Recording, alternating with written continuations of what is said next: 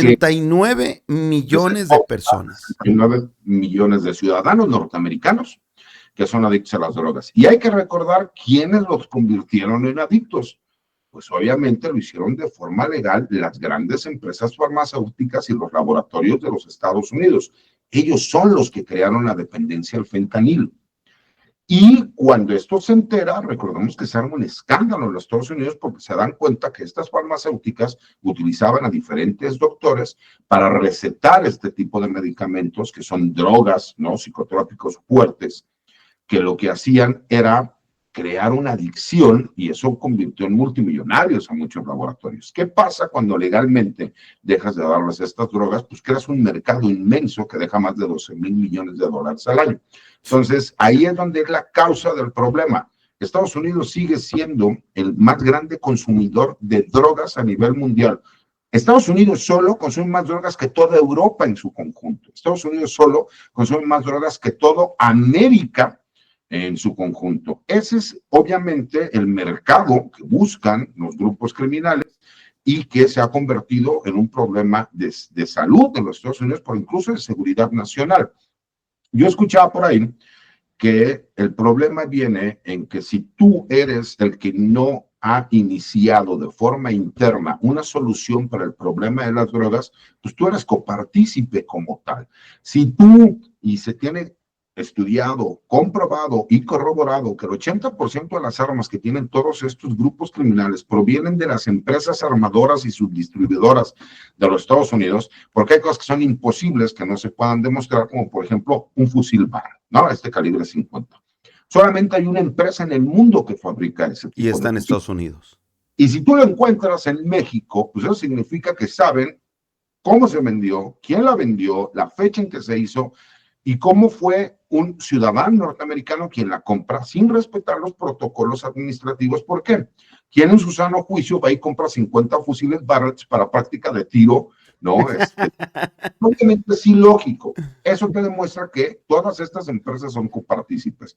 México podría utilizar incluso estas herramientas legales para tener dientes y poder ir en contra de estos grupos transnacionales, ¿no?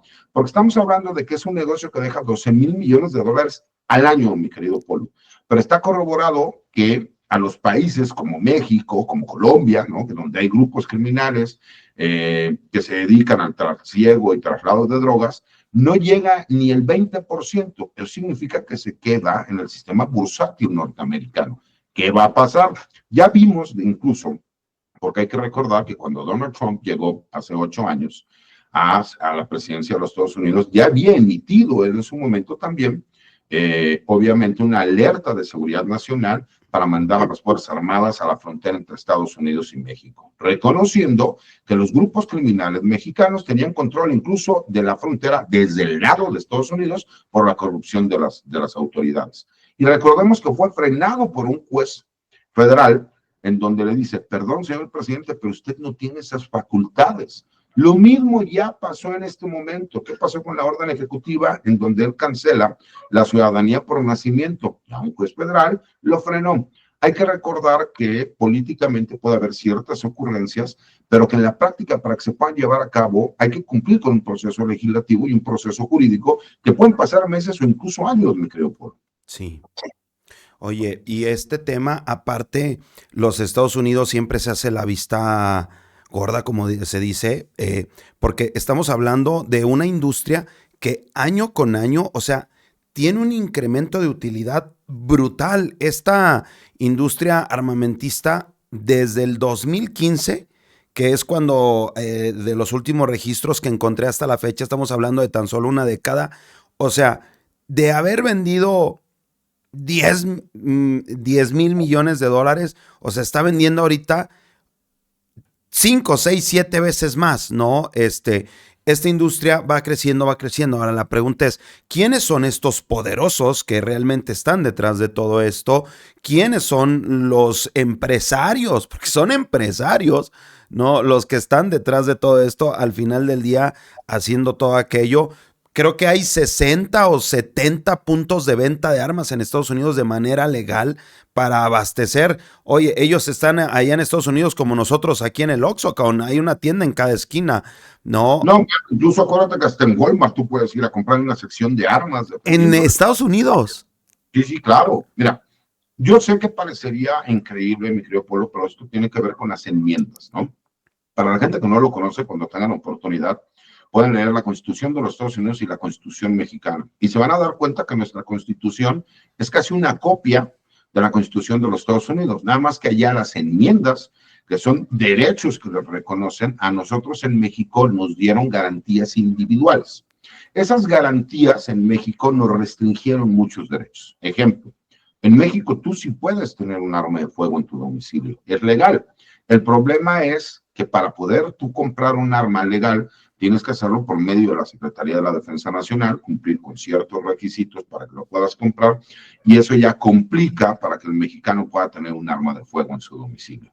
Por supuesto, en Estados Unidos tú puedes llegar, comprar el arma, ellos hacen los trámites de forma directa, muchas veces hasta se lo saltan y te entregan el arma de forma inmediata, y allá, por ejemplo, aquí en México tenemos el derecho a poseer un arma de fuego. Allá la puedes portar. Incluso hay estados en donde tú ves a la gente saliendo a la calle armado, porque es un derecho que les da la misma Constitución, ¿no? Pues cuando tú ves esas diferencias que tenemos en México, te das cuenta por qué, pues han tenido la problemática que han tenido, y hemos visto que incluso el sindicato del rifle, ¿no? Que es una de las... Es el Se tienen sindicato. El sindicato del rifle tal vez es el sindicato más poderoso del mundo, y en específico de los Estados Unidos, y es el principal donador del Partido Republicano en los Estados Unidos. Por eso hemos visto que incluso es más poderoso, incluso legalmente, que el mismo gobierno de los Estados Unidos, al grado de que tú no puedes demandar a ninguna armadora, porque para eso está el sindicato de rifle. Recordemos que la política en Estados Unidos se maneja distinta a la mexicana. Sí, claro. Allá el gobierno no le da dinero a los partidos para que hagan campaña. En México sí lo hacemos. Allá es por medio de donaciones. Sí. Y se tiene que explicar de dónde vienen estas donaciones, cómo se llevan a cabo, en qué se gastan, etcétera, ¿no? 60 millones le dio Elon Musk. Amigo, por último, salieron en Estados Unidos a decir que Carlos Slim es millonario porque tiene relación con el narco y con el crimen organizado, y que prácticamente México, la única manera de hacerte rico es lavando dinero, formando parte de estos grupos, y señalan directamente a Carlos Slim. Pero fíjate, en esta misma nota del New York Times, ¿no? Hay que recordar algo, Polo. Lo que pasa es que si no tienes tu idea de cómo hizo su fortuna Carlos Slim, pues es muy fácil que se pueda pensar que a lo mejor se ha utilizado para el lavado de activos. Recordemos que a él le dan uno de los monopolios más importantes que había en México, que era Teléfonos de México, Telmex, y que posteriormente se convierte también en una compañía de teléfonos celulares, en donde incluso la competencia tenía que rentarle a él para que se pudiera colgar o utilizar, ¿no?, las redes. Pues hasta la fecha muchas todavía le rentan. No, es que así es como es, porque él tiene la exclusividad en ese sentido. Cuando ellos no entienden cómo se diversificó también ese capital, y que estamos hablando de que Carlos Slim es muy probablemente uno de los empresarios más ricos del mundo, llegó a ser el empresario más rico del mundo, es también por la diversidad, ¿no?, de todas las empresas que él ha manejado en México. Sería imposible no pensar que a lo mejor dinero del crimen organizado, de acuerdo a estos mismos sistemas bursátiles, se pudiera mezclar con el dinero de Carlos Slim. Pero si no entienden que independientemente de lo que puedan opinar, pensar o decir, él tiene un negocio que se puede considerar un monopolio, porque todas las llamadas de teléfono que se dan en este país, forzosamente él recibe aunque sea un centavo, pero él tiene una ganancia. Tiene que ver también con este ataque que yo te decía, que es México. Curiosamente, Estados Unidos, con Joe Biden, sufrió una crisis y una recesión económica muy fuerte, y México, en lugar de tener crisis como siempre sucedía en todos estos gobiernos neoliberales, al contrario, creció su economía, no tuvo crisis, bajó el precio del dólar, se estabilizó el tipo de cambio. Tú no puedes, como Estados Unidos, que hay que recordarlo, siempre ha sacado beneficios de las crisis en México. No hubo préstamos, no hubo solicitudes, al contrario es, yo soy tu vecino, que siempre nos habían menospreciado, y soy tu socio comercial número uno. Me parece que va en esa narrativa de tratar de atacar todo lo que tenga que ver con México, porque aparte electoralmente les ha dado muchos resultados. Me parece que por ahí también van esos ataques, pero ve la diferencia de cuando atacan al gobierno a cuando atacan a Carlos Slim. ¿Viste si en algún momento todo este grupo, si me explico, de tecnócratas, de comentócratas, de medios de comunicación del anterior régimen, salieron a atacarlo? Por supuesto que no, porque simple y sencillamente ellos van de la mano del poder económico, del poder político, etcétera. Y simple y sencillamente pues es un ataque que se ve que trae una intención, que es todo lo que huela a México, vamos tras de ellos. Y ahí también podría ser en un tema conspiranoico, digo, que la mano negra de Elon Musk, ¿no? Porque lo compartió y estaba extasiado. Que al final recordemos que Elon Musk también está interesado mucho en la comunicación.